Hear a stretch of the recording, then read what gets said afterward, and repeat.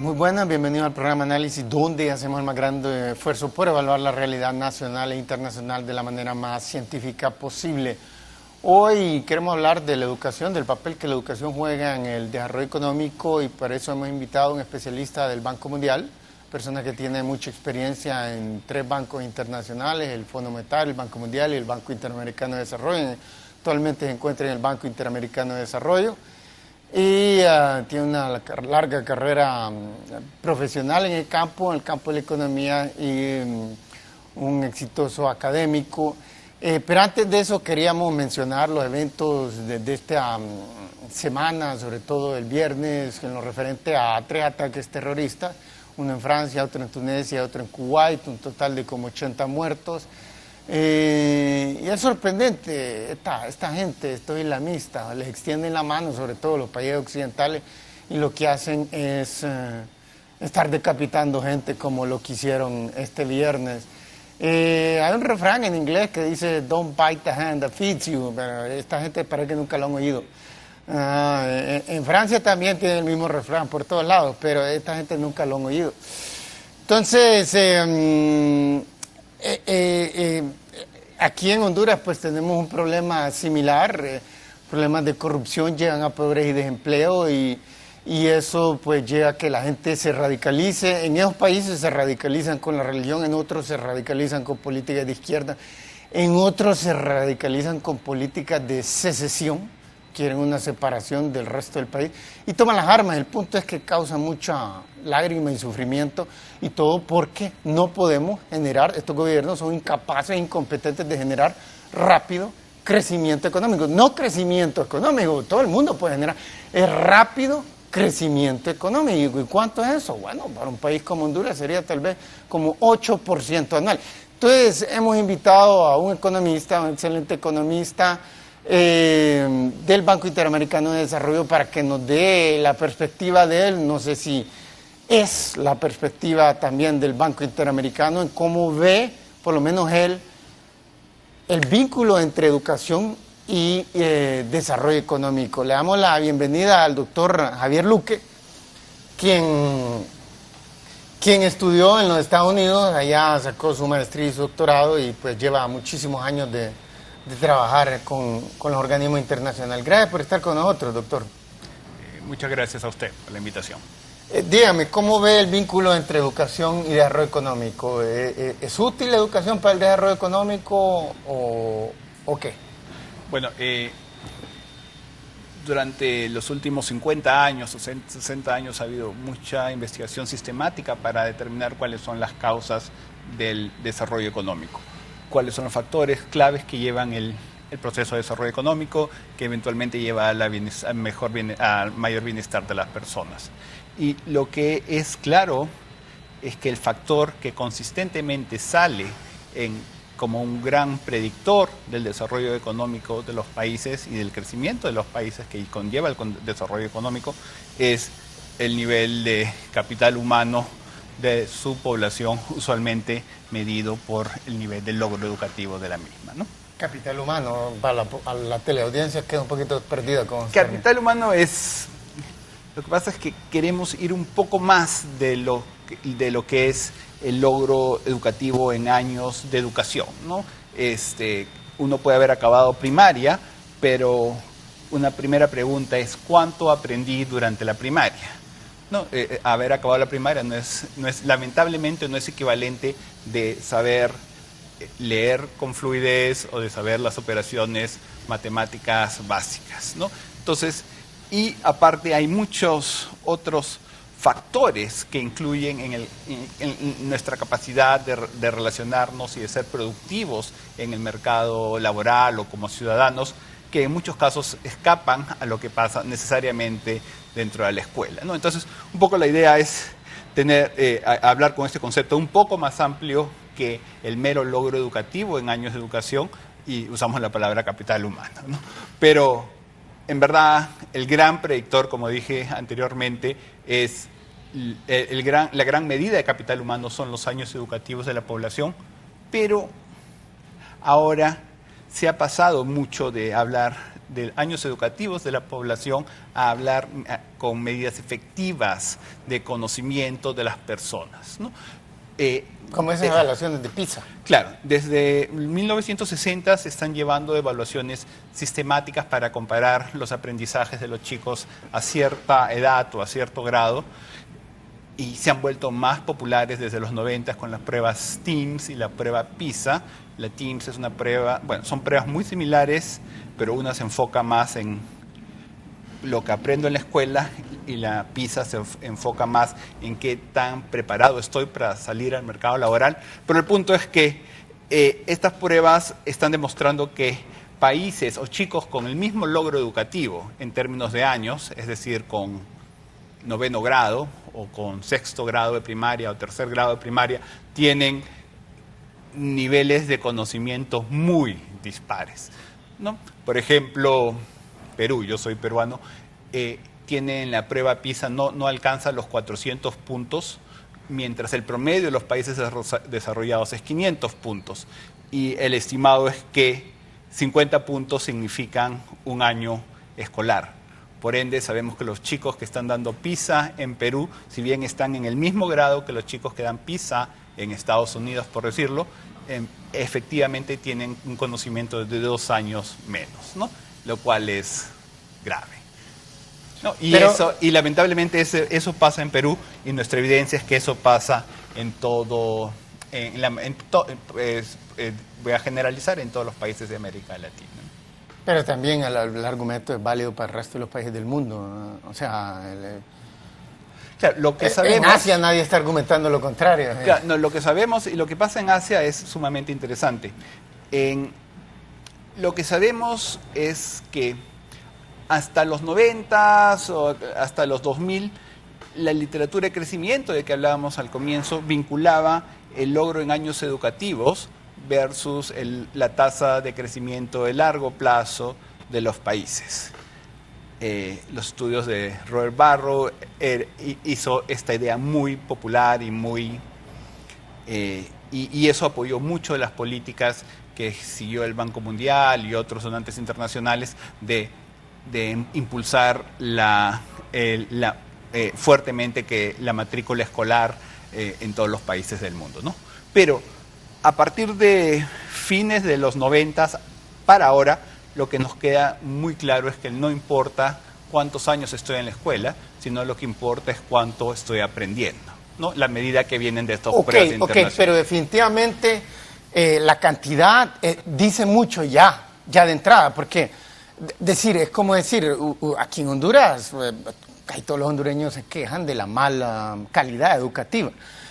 Pero no hay duda que una persona que tiene una licenciatura universitaria de cualquiera, agarremos la peor universidad en Honduras, y una persona que solo tiene título de primaria, que solo ha completado eso, no hay lugar a duda que la persona con el título de licenciatura tiene mayores conocimientos científicos en general, poco importa el qué área. Entonces, o sea, relativo al mismo país, aplica.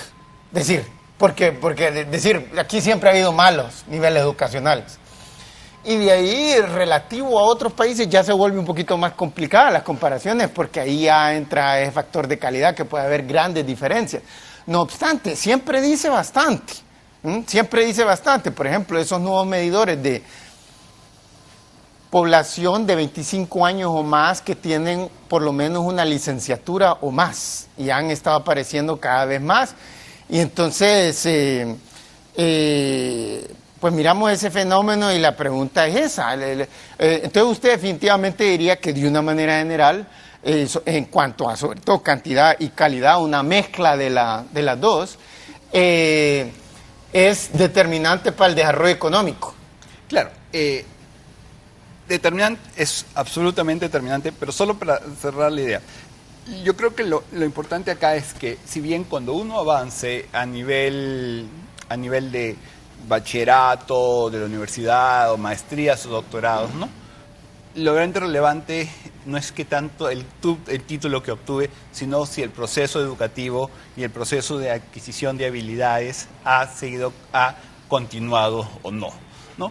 Lo digo porque, lamentablemente, en muchos países de América Latina, por ejemplo, están apareciendo muchísimas universidades de mala calidad, ¿no? Sin procesos de certificación. Y lo que está pasando es que estos chicos están yendo a la universidad y al final tienen salarios similares o inferiores, en algunos casos, de los chicos que no fueron a la universidad, ¿no? Entonces, de alguna forma, creo que lo importante de pensar en el tema de calidad es que tenemos que romper esa relación inmediata en que, no, estuve más años en la escuela, por ende sé más, ¿no?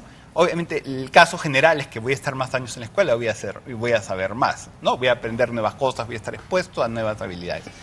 Pero el gran punto del enfoque moderno en la calidad es decirnos que hay chicos que están en la escuela o jóvenes que están en la universidad y no están aprendiendo, ¿no? Entonces, esa es la nueva... No están aprendiendo nada. No, hay muchos chicos que no aprenden lateralmente nada, ¿no? La pregunta es, ¿qué hacen en la escuela? ¿No? Y asisten a clase, porque asisten a clase. Y eso acaba siendo lo más triste, ¿no? Porque pero estoy seguro que eso aplica fundamentalmente en países en vías de desarrollo. Y en países desarrollados también. Ah, sí. En países desarrollados también.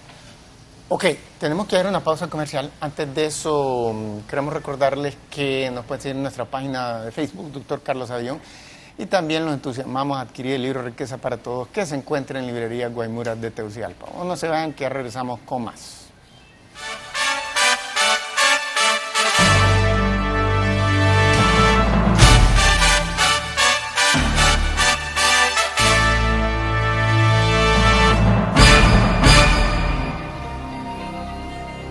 Bueno, ya estamos de regreso, estamos hablando con un especialista del Banco Interamericano de Desarrollo sobre el tema del vínculo entre educación y desarrollo económico. Y desarrollo económico quiere decir fundamentalmente crecimiento económico, tasas de crecimiento económico, porque los Estados Unidos llegó a $53,000 de ingreso per cápita medido al poder adquisitivo para el 2014.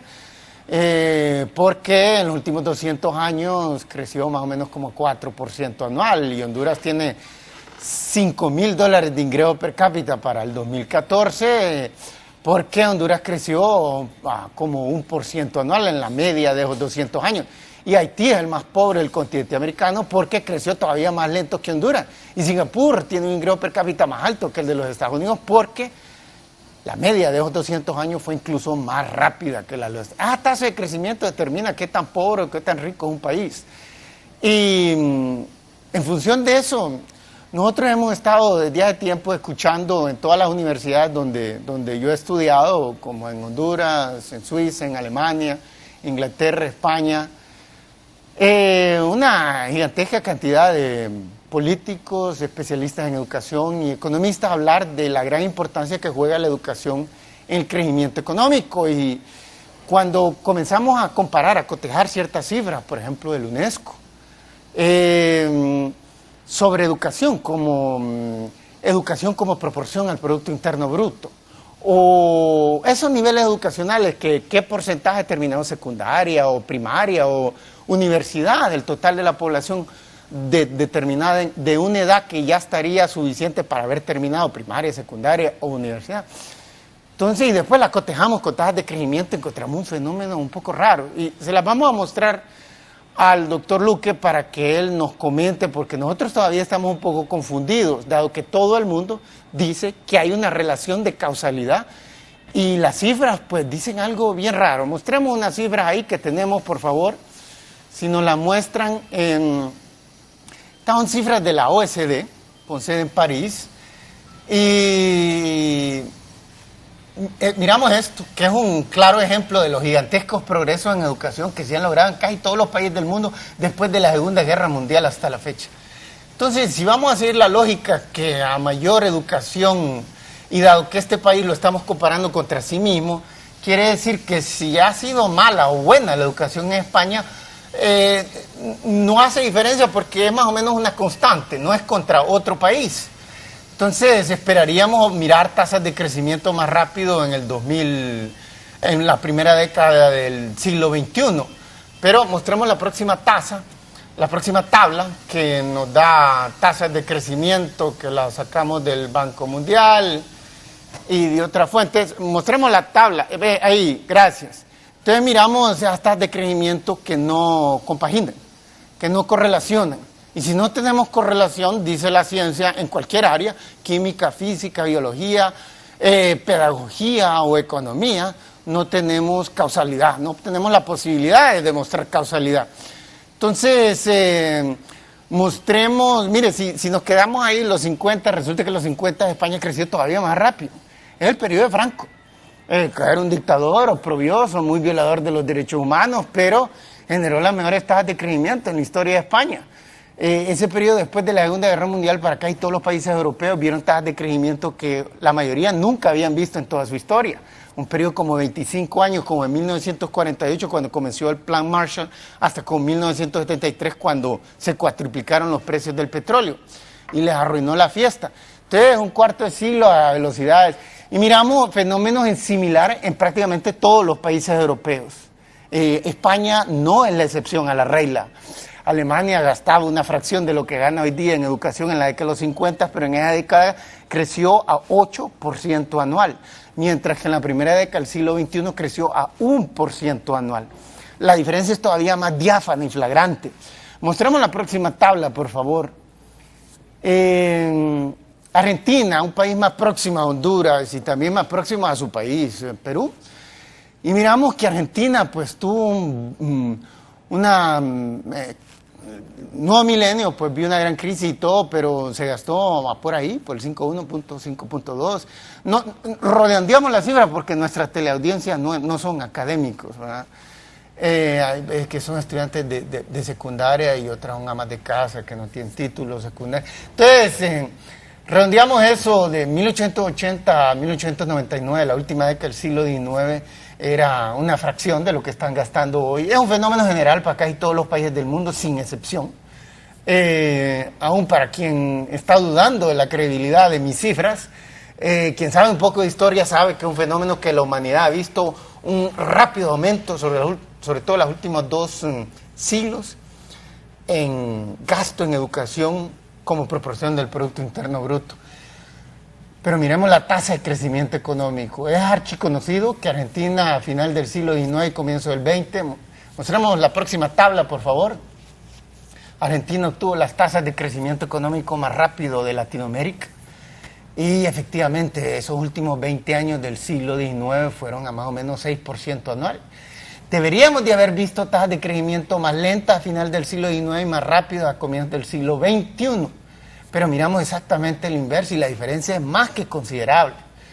Entonces, mostremos la próxima tabla, que ya estamos hablando de un país más grande, que desde finales del siglo XIX se convirtió en la economía más grande del mundo y también empezó a elaborar las estadísticas más fiables del mundo. Y miramos un gasto en educación como proporción al Producto Interno Bruto, muy diferente, similar al de Costa Rica, muy diferente al que estamos viendo, y de ahí miramos tasas de crecimiento, y cualquiera que, yo soy historiador económico, aquí un postdoctorado en historia económica en la Universidad de Ginebra, Suiza, y yo me zambullí en los libros de historia y encontré fenómenos, una serie de datos interesantes, mostraban cosas como es. Finales del siglo XIX era una fracción de lo que gasta hoy en educación. Y la tasa de crecimiento económico, miremos mostramos la próxima tabla, y ¡boom! 8% anual. Esa década de los 1880, esa es la década del presidente Chester Arthur en los Estados Unidos, el republicano. Y la primera década del siglo XXI, como usted sabe, ha estado pésima en los Estados Unidos. Entre el presidente Bush y el presidente Obama ha obtenido una tasa de un poquito más de 2% anual, bien lenta. Entonces, pero alguien dice, yo sé lo que alguien podría decir, eso pueden ser anécdotas. Una década, 2 décadas tal vez no es una constante. Miremos esta década, periodo de 50 años de los Estados Unidos. Miremos este periodo, mostremos la próxima tabla. Y mírenme, 1960 al 2010. 4% más o menos redondeado del PIB, del gasto en educación, entre gasto público y gasto privado en educación. Y mientras que de 1860 a 1910 era una pequeña fracción, menos de 1% prácticamente. Ahora miramos las tasas de crecimiento económico de ese larguísimo periodo de medio siglo y nuevamente miramos una gigantesca, pero gigantesca diferencia. Gigantesca diferencia. Regresemos al estudio. Entonces, no sé, doctor, yo soy un poco confundido sobre este tema. No, hasta la fecha no hemos podido obtener una respuesta satisfactoria de todos los especialistas en educación que hemos tenido aquí, y cuando conversaciones que he tenido también me acuerdo uno en el 98 en Washington DC con un griego que llevaba como 20 años en el Banco Mundial y que era un especialista en educación. Sí. Creo. Todavía ya está retirado, pero todavía anda publicando por ahí. Sí, ¿verdad? Me acuerdo, platicamos un sábado en la caja de uno de sus clientes, porque él creo que también trabajaba como investment banker, sí. Algo así, y le administraba la fortuna de este caballero y nos reunió en la caja de él. Y él no me pudo presentar no me pudo presentar algo que quisiera la tesis que todo el mundo sustenta, que fuese compatible con esos datos. No sé qué opina usted. Gracias por presentar esos datos, porque en verdad son dudas que muchas personas tienen y yo creo que simplemente refuerzan el punto sobre la importancia de la educación, pero la importancia de la educación, de nuevo, no como logro en años escolares, sino como un logro de aprendizaje de los chicos, ¿no? Puso el número de España, ¿no? España, lamentablemente no tengo acá conmigo los resultados de la prueba PISA, pero España es uno de los países europeos o los países miembros de la Organización de Cooperación y Desarrollo Económico de la OECD con peor resultado en la PISA, ¿no? Como digo, lamentablemente no lo tengo acá. Y yo lo he visto y coincido con usted. No, pero dentro de los estudios que están haciendo la OECD, justo la OECD es el organismo encargado de hacer estas pruebas PISA, ¿no? Es que ellos han estado calculando cuánto mejorar en las pruebas PISA, cuánto equivale en términos de mayor crecimiento económico, ¿no? Entonces, un poco la posible explicación a lo que mostró del fenómeno de España, el factor calidad está relacionado al factor calidad, ¿no? Okay. De nuevo, que todos los chicos vayan a la escuela no significa que todos los chicos están teniendo las habilidades que esperaríamos de alguien que acaba la educación secundaria. Ok, tenemos que dar pausa comercial. Ok. Tenemos que dar pausa comercial. Antes de eso, les recordamos que nos pueden seguir en nuestra página en Facebook, Dr. Carlos Avión, y también los entusiasmamos a que vayan a marchas que por primera vez los hondureños están mostrando el coraje que han mostrado la gente del Medio Oriente e infinidad de otros países que están hartos y cansados de la corrupción en estos países. Ahí en Sudamérica, en países suramericanos que el doctor conoce mejor, ya en Brasil hemos visto grandes manifestaciones que sinceramente estos políticos dan asco y sinceramente fastidian. No se preparan, no estudian y solo llegan a robar. Entonces realmente es algo sorprendente lo que estos jóvenes hondureños están haciendo y lo aplaudimos enormemente. Nos vamos a la pausa y ya regresamos con más.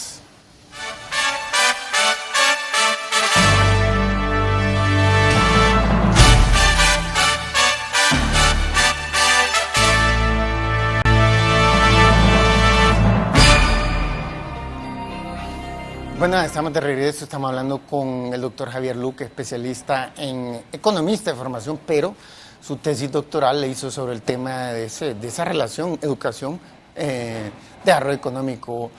Y él mencionaba el problema de la calidad, y efectivamente la calidad es algo importante, hombre, ¿de qué sirve si como él me mencionaba, un estudiante ahí en cuarto grado todavía no sabe leer, pero lo dejan seguir avanzando por X razón, ya sea corrupción, ya sea para que no vaya a ir a delinquir a la calle, por la razón que sea? Entonces, oficialmente aparecen las estadísticas y hay muchos de ellos distorsionan las estadísticas, pero aquí era la comparación España contra España y los otros países también. Pero agarremos los países que PISA, que el estudio PISA dice que se aparecen como los mejores, como por ejemplo Japón, o por ejemplo los países escandinavos. Y encontramos que en la primera década del siglo XXI, al 2009, los países crecieron como, es decir, gastaron más, y la calidad, porque también España, todos los países del mundo, la educación en Honduras, por mala que sea, la educación que se brinda hoy en el siglo XXI es mucho mejor que la que brindaba en la década de los 50. Simple y sencillamente porque un montón de cosas ya nos enseñan, porque en química, en física, sobre todo en ciencias naturales, la ingeniería, todo ya ha sido pasado al desuso, pues, al olvido. Entonces, la calidad en un país, por mala que sea, de un periodo a otro, en adelante va mejorando seguro. Pero de ahí, entre países, si agarramos a los mejores del mundo, como los escandinavos y Japón, encontramos que su mayor gasto como proporción al Producto Interno Bruto fue ahorita en el siglo XXI. Y las tasas de crecimiento han sido catastróficas. Pensemos en Japón, que estamos hablando de menos de 1%. Del 2000 al 2014 ha sido como de 0.7, 0.8% anual la media. Y cuando comparamos con la década de los 50, los 60, cuando estaban gastando una fracción en educación y cuando la calidad era inferior, la tasa de crecimiento económico era de 10% anual, mucho más rápida que la de España. Los países escandinavos también, en la década de los 50, 60, están creciendo como a 5 o 6% anual, todos, Dinamarca, Finlandia, Suecia, Noruega, 5 o 6%, ahí andaban todos, y gastaban una fracción de lo que gastan hoy. Hoy día son de los que más gastan, como 8%, 7% del PIB. Mientras que países como los Estados Unidos andan por 5, 4, por ahí. Entonces miramos el fenómeno y aún así la tasa de crecimiento de estos últimos años, ¿de qué ha sido? De 2% anual. Hablemos del buen manejo de los fondos de educación. Porque aquí en Honduras los roban en cantidades colosales. Al punto que dice, bueno, oficialmente el gasto de educación es el más grande, pero si nunca llega a las escuelas, solo es en papel que está bien. Agarremos el país más honesto del mundo, que desde que apareció Transparencia Internacional es el país que más ha aparecido en posición número 1, que es Dinamarca. Dinamarca del 2000 al 2014, la economía creció a 1% anual, a 1.0 para ser preciso. Mientras que en la década de los 50, cuando estaba gastando mucho menos y cuando la calidad era inferior, porque la ciencia estaba menos avanzada en todos sus campos, aún así creció a 6%, 5 y 6%. ¿Cómo explicar el fenómeno donde miramos un doble factor? Cantidad y calidad es superior en estos últimos años que en aquel entonces. Y los resultados están en el inverso. Fíjate que las cifras pareciese que estuvieran insinuando que a mayor gasto en educación, aún con la mejor calidad posible, más lenta la tasa de crecimiento económico. A ver, ahí me gustaría a mí de repente separar varias cosas. Uno es que, con relación al gasto, creo que primero, lo que cada vez tenemos más claro es que mayor gasto en educación no significa mayor calidad de los resultados educativos. Entonces, ¿usted estaría a favor de que los países recorten el gasto en educación? No diría eso, sino diría que los países tienen que poner criterios claves para guiar el gasto en educación y tener indicadores para identificar si un gasto es efectivo o no es efectivo, ¿no? Entonces, eso lamentablemente, por ejemplo, un caso muy importante es el tema de los salarios de los docentes, ¿no? En todos los países lo que era la moda era tener salarios docentes que aumentaban con los años de experiencia, que en verdad no era tanto años de experiencia, sino eran más como años que he estado dando el servicio. No está midiendo calidad el profesor. Exacto. Entonces, ahora la evidencia es abrumadora en que estos años, mayores años de servicio no se traducen en mayor calidad de enseñanza, ¿no? Entonces los países están migrando de esos sistemas inerciales de aumento en el gasto en educación hacia sistemas en que tratan de premiar el buen desempeño de los docentes o en general, de poner una cultura de calidad y de meritocracia en el sistema educativo, ¿no? Entonces, ese es uno de los principales grandes cambios que está habiendo ahora en el tema educativo y en el tema de cómo se analiza el gasto educativo, pero el punto fundamental es que se está rompiendo esta relación entre gasto en pensar que mayor gasto representa mayor calidad, ¿no? Por ejemplo, otro ejemplo es si damos computadoras a las escuelas, ¿no? Y las computadoras tienen un potencial inmenso. Acá en Honduras el BIT estaba apoyando un proyecto que, a mi parecer, y nuestras evaluaciones dicen que han tenido buenos resultados, pero le puedo decir que mis visitas a laboratorios de computadoras en toda América Latina, usualmente entro en un laboratorio de computadoras y las computadoras es evidente que no han sido usadas en un mes o en 2 meses. No, obviamente esas computadoras representan un gasto educativo inmenso y si no se usan, no esperemos que tengan ni un impacto. Ok, doctor, pero mire, con respecto a la calidad, volvemos a la calidad, el tema de los países escandinavos aparecen como la mejor calidad en esos estudios de PISA y también Japón. Entonces, los chicos digamos, de 9º grado aparecen con las mejores respuestas en materia de matemáticas, ciencias naturales, que es lo que le han dado énfasis, que es lo más medible a nivel internacional. Y entonces, no se les puede acusar a esos países que todo el tiempo, los 4 países de Escandinavia, todo el tiempo aparecen dentro de las 5 o 6 mejores posiciones de transparencia internacionales. Entonces, no se les puede acusar que lo roban. No se les puede acusar que la calidad es mala porque los profesores están bien preparados y está demostrado por los altos puntajes que sacan. No se les puede acusar de gastar poco. Entonces, ¿de qué se les puede...? Si ellos no funcionan ahí, ha oído de esa frase en latín, reducto ad absurdum. O sea, si empujamos la idea al límite, en el límite aún así está fracasando, quiere decir que la educación no es un factor que contribuye al desarrollo económico, no acelera la tasa de crecimiento económico. Japón, que maravilló al mundo con unas tasas de crecimiento tan espectaculares en la década de los 50, está obteniendo peores resultados que los países occidentales, que por largo tiempo les llegó ventaja, pese a que sus alumnos son expresiones. Es decir, que en Japón el porcentaje del total de estudiantes en edad de haber terminado la secundaria, que terminan secundaria, es 96%, mientras que en los Estados Unidos solo es 77%. Eso es bastante conocido a nivel internacional, quien anda en esos temas.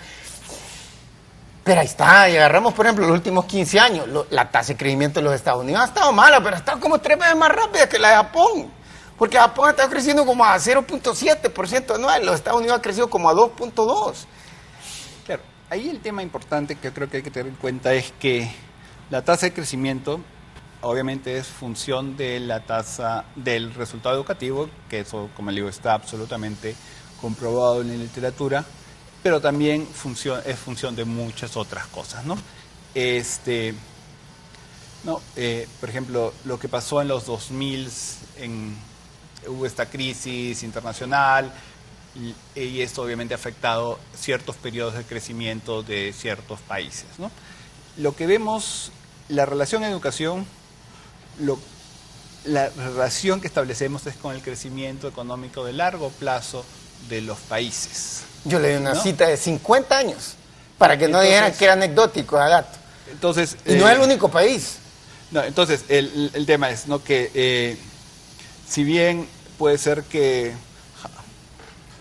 puede sonar contradictorio, ¿no?, que ahora Japón está en un proceso de no crecimiento, que puede estar relacionado a 80 otras cosas, tuvieron un terremoto, la población entonces, está quiere decir, creciendo. Si ese es el caso, si ese es el caso, entonces significaría que la educación solo representa un pequeño, tal vez un 1% de los factores que contribuyen al desarrollo económico. Y si es así, ¿para qué darle importancia? No, yo lo pondría de forma distinta, diría que tenemos factores que están haciendo que la tasa de crecimiento de Japón caiga, pero al mismo tiempo tenemos factores que están haciendo que la tasa de crecimiento no se caiga a -5 o -10%, ¿no? Y detrás de esos factores estaría educación, ¿no? Lo que es claro es que un individuo más educado es un individuo más productivo, ¿no? Eso es lo que nos dice el sentido común. Pero fíjate que desde los tiempos de Sócrates y Aristóteles decían que no hay que guiarse por el sentido común, porque es un mal guía. Pero eso nos decía que la Tierra era plana. Claro, pero es lo que demuestra acá es de forma más clara los análisis cuantitativos que se hacen, ¿no? Y la gran pregunta es cómo es que se vuelve más productivo esta persona, ¿no? Es capaz de entender mejor, es capaz de relacionarse mejor, es capaz de innovar más, ¿no? Y eso sí está sumamente demostrado, ¿no? De ahí cómo los factores macro y coyunturales afectan la situación es otro factor, ¿no? Por ejemplo, yo le voy a poner el contraejemplo, lo que usted mencionaba, en mi caso, de mi país, Perú. Perú ha estado creciendo muchísimo durante los últimos años con un tema educativo que en verdad está empezando a cambiar, pero que todavía no ha cambiado, ¿no? ¿Pero por qué ha crecido Perú? Por el boom de los precios internacionales de metales. Es lo que dice mucha gente. No, y es lo que sale de la contabilidad del crecimiento de lo que pasa. Ok, vamos a hablar de eso, pues no están necios ahí los oyes que quieren que vayamos a pausa comercial. Antes de eso les queremos recordar que pueden adquirir el libro Riqueza para Todos en librería Guaymuras de Tegucigalpa y también donde hablamos de estos enormes paradojas que hay entre educación y crecimiento económico y también de otros temas como infraestructura y desarrollo económico que presentan una serie de paradojas. Cuando uno se zambulla en los libros de historia económica encuentra unos datos que los dejan asombrados y uno se pregunta ¿por qué dice todo el mundo tal cosa? Pero bueno, tenemos que dar pausa comercial y no se vayan que ya regresamos con más.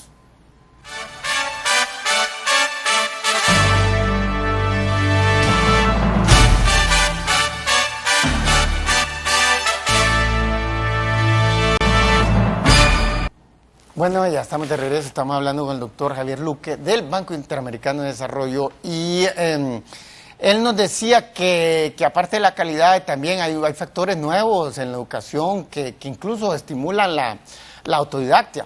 La autodidaxia, como por ejemplo las computadoras y una conexión al internet y le abre las puertas a cualquier persona a la mejor biblioteca del planeta. Nunca habíamos visto nada. Y con la rapidez, uno pregunta lo que... y hay una respuesta. Y aparecen aquel montón de artículos. Entonces, él decía que él había observado en sus giras de inspección y encontraba que en muchas escuelas o tal vez hasta universidades y no utilizaban las computadoras. ¿De qué sirve eso? Ok, pero hay unas mediciones que se han utilizado a nivel internacional y unas mediciones es computadoras per cápita, otras son conexiones a internet per cápita por cada 100.000 habitantes, cosas así. Entonces, cuando miramos esas comparaciones encontramos que obviamente los países, por ejemplo, que están más conectados, que su población más están, que ya sea utilizándolo para lo que sea, ya vemos que tal vez la mayoría de los hombres lo utilizan para ver porno, pero también se ponen a investigar sobre un montón de cosas.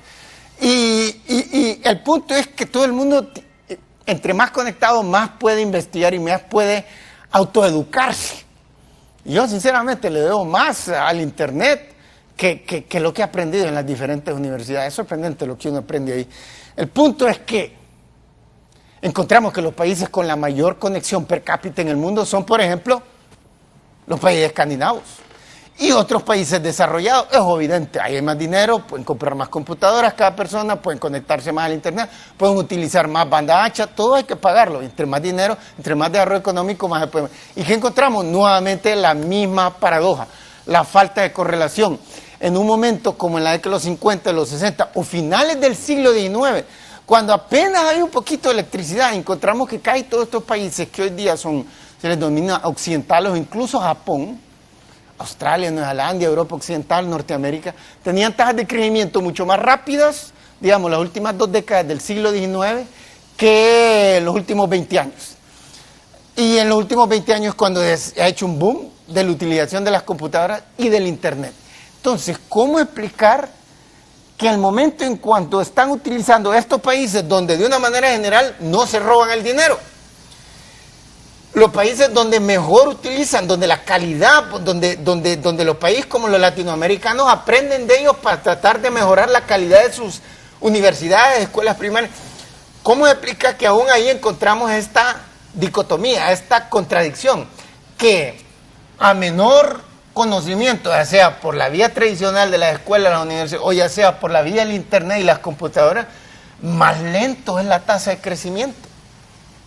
Claro, bueno, ahí repetiría lo que decía hace un momento, ¿no? Que es que no habíamos tocado el tema de las computadoras y el sí, internet. No, pero que el tema de que el crecimiento, o sea, en verdad hay muchos factores que están detrás del crecimiento, ¿no?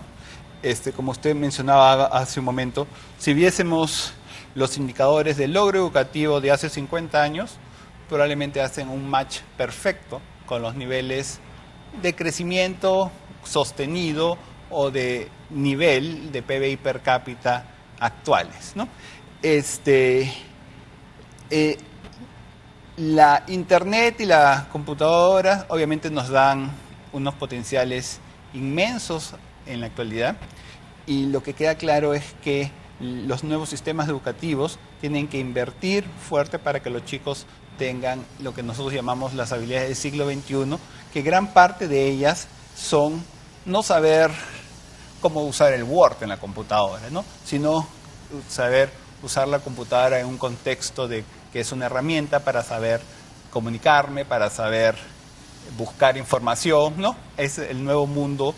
Y, de nuevo, porque a mí me gustaría más relacionarlo a lo que pasa en los países en desarrollo, donde en muchos casos los países están haciendo sacrificios importantes para gastar en educación a través de estas tecnologías, pero no hay el soporte necesario atrás para garantizar que se usen y que se usen en desarrollar las habilidades del siglo XXI, ¿no? Hay una cosa que me gusta mucho de los casos del occidente, del sudeste asiático, bueno, del este asiático, en particular de Corea, ¿no? Corea es un país que en 1960, no tengo el dato exacto, pero probablemente era más pobre que Honduras. Sí, sí, sí. ¿No? Y en todo sentido, ¿no? Sin infraestructura. Que Honduras en aquel entonces que era más Honduras pobre. en ese momento, ¿no? Sin infraestructura, sin nada, pero con una convicción muy clara de que la educación iba a ser el gran motor para su crecimiento, ¿no? Invirtieron muchísimo en educación. Es terrible ver las condiciones de las escuelas en Corea, en Seúl, después de la guerra, ¿no? Realmente escuelas de cambios de refugiados, desastre, ¿no? Y ver cómo ese convencimiento en la educación es lo que ha logrado que este país crezca como crece, ¿no? Pero eso no significa que ellos están contentos, ¿no? Es que, sabe, doctor, lo que yo sí he observado es que a más alto el ingreso per cápita, ya sea medio en precios nominales, ya sea en PPP, como sea, más alto es el nivel educacional. ¿Me entiende? Pero no encontramos correlación entre tasas de crecimiento a nivel mundial. Yo puedo seguir sacando cabo porque el caso de Corea del Sur es un buen ejemplo. Pero acordémonos, ¿no? Que de nuevo lo que digo es... Los 60 y los 70 creció a 10% anual, con 30% de exportaciones anuales, fenomenal. Y en los últimos, por ejemplo, 10 años, cuando el nivel educacional de los coreanos es muchísimo más alto que en los 60, cuando el gasto público es mucho más alto, cuando la calidad de la educación es mucho mejor, la tasa de crecimiento que en los últimos 10 años, como 3% anual, igual de mediocre que la de Honduras. Y 3% para un país desarrollado no es malo, pero estaría mucho mejor creciendo más rápido. Claro, pero nuevo, ¿no? El tema acá es, tenemos que aislar